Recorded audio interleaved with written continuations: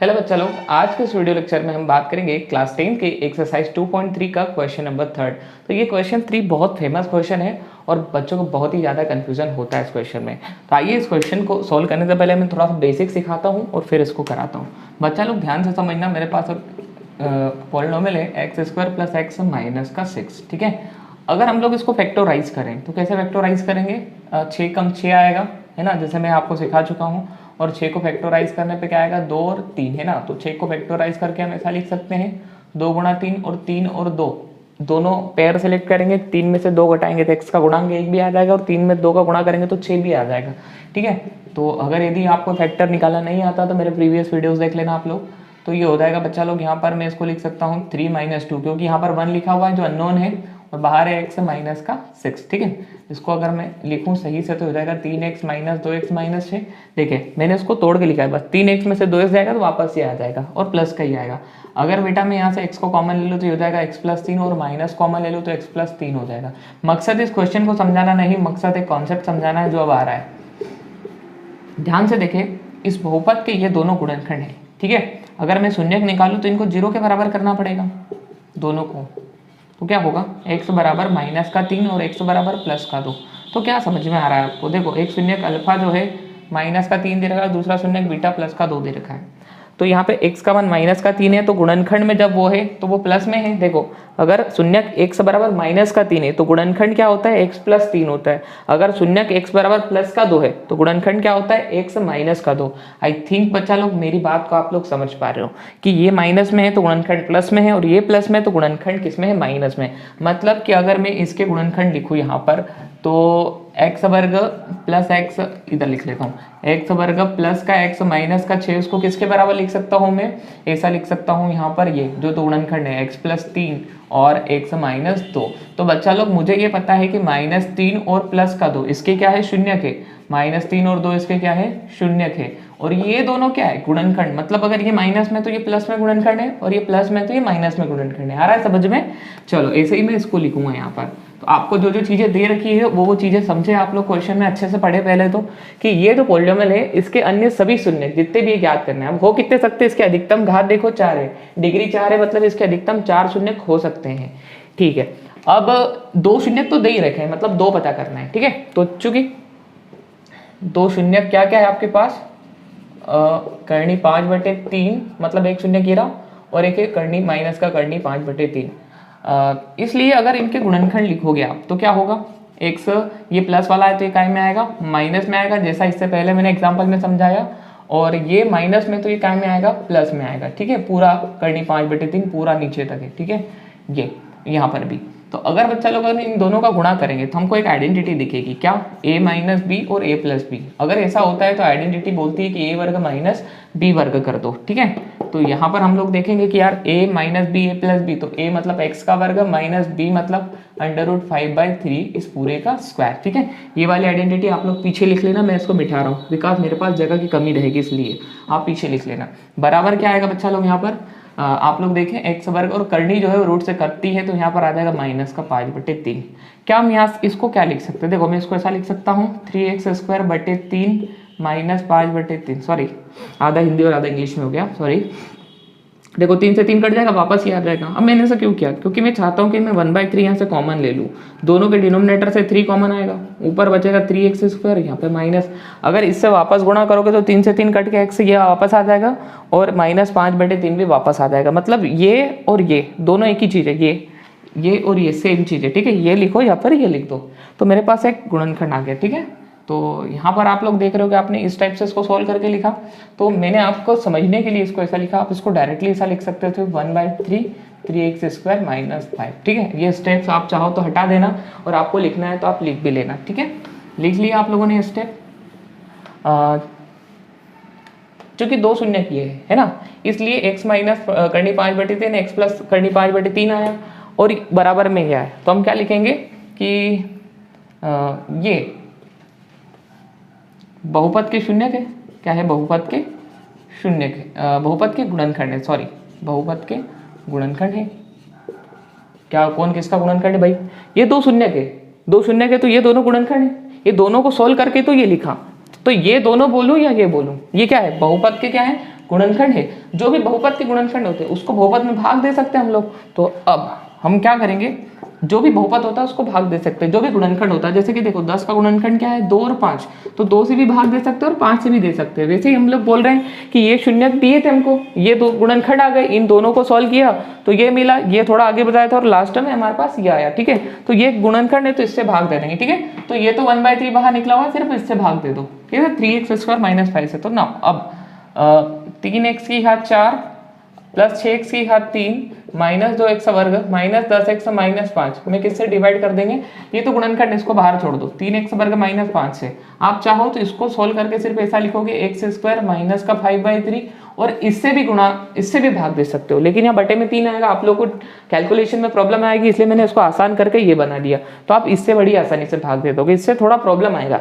जिन बच्चों को इसमें कंफ्यूजन है वो क्या करें, ये आएगा, इसके बाद ये वाली स्टेप x वर्ग ऐसा वैसा करनी कट जाएगी तो याद आएगा, और इससे ही भाग लगा देना, इससे मत भाग, इससे मत भाग लगाना, इससे लगा देना। ठीक है, बात एक ही है बेटा। अब ये करेंगे हम प्रोसेस, तो ना भाग दे के देखते हैं। 3x की घात 4 प्लस 6x की घात 3 माइनस 2x वर्ग माइनस 10x माइनस 5, किससे भाग दे रहे हम 3x वर्ग माइनस 5 से। चलो ट्राई करो, प्रथम पद क्या है यहाँ पे 3x की घात 4, तो 3x की घात 4 है आपके पास, उसको आपने किससे भाग दिया 3x की घात 2 से। ठीक है, 3x की घात 2 से, तो 3 से 3 कटेगा, x की घात 2 से x की घात 2 कट जाएगा, x की घात 2 बचेगा। उत्तर में लिखा x की घात 2, उसका गुणा करोगे तो पहली स्टेप तो सेम आएगी 3x की घात 4, यहाँ करोगे तो कितना होगा माइनस का 5x वर्ग। देखो माइनस का 5 कैसे होगा, तो माइनस का 5x वर्ग आएगा और उसको वर्ग वाले के नीचे लिखेंगे, ये प्लस हो जाएगा, ये माइनस ये भी कट जाएगा और ये 6x³ मैं आगे लिख रहा हूँ, और ये प्लस और माइनस विपरीत चिन्ह तो 5 में से 2 जाएंगे, प्लस का 3x वर्ग। सर प्लस का क्यों आया, क्योंकि बड़ी संख्या 5 का चिन्ह प्लस हो गया, आगे क्या है माइनस का 10x, ये क्या है माइनस का 5।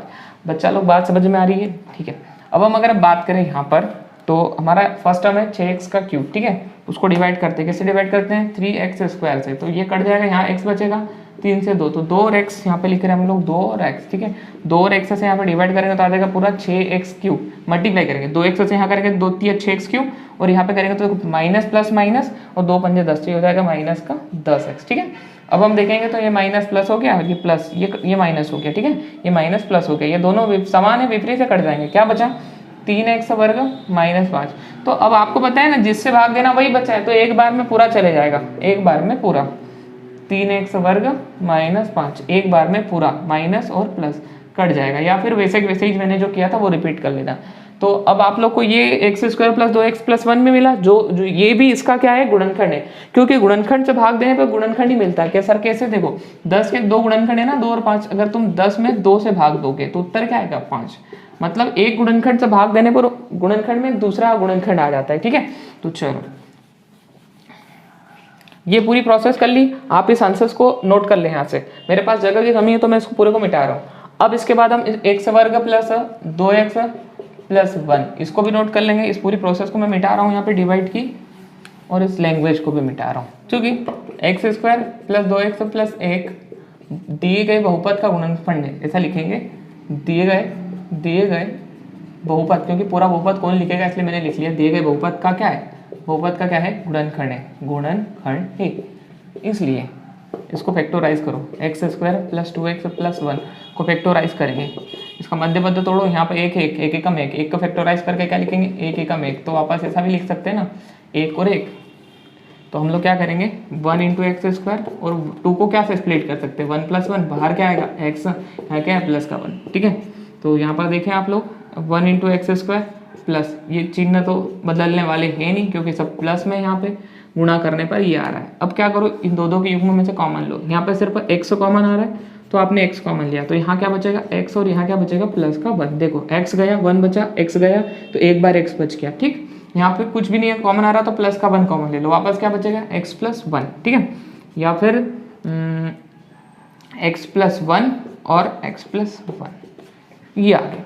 ये दोनों क्या है, ये दोनों गुणनखंड है किसके, इस बहुपद के। ठीक है, तो शून्यक के लिए आप लोग क्या लिखोगे यहाँ पे, शून्यक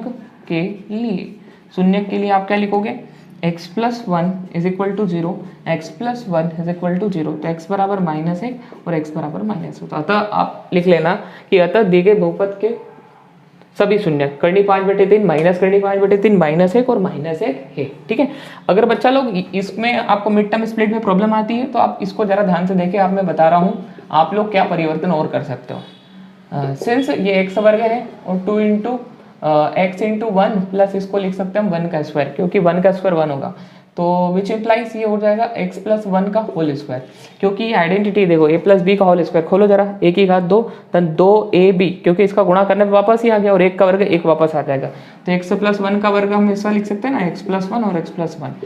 तो मध्य पद को तोड़ना नहीं आता तो आप लोग इसको समझे कि ये क्या है, x प्लस 1 का वर्ग पूरे की घात 2 है ना ये, तो ये खुलेगा, इसको हम ऐसा लिख सकते हैं, इसको ऐसा लिख सकते हैं, और ये गुणनखंड आ गया, फिर वही बात यही आ जाएगी।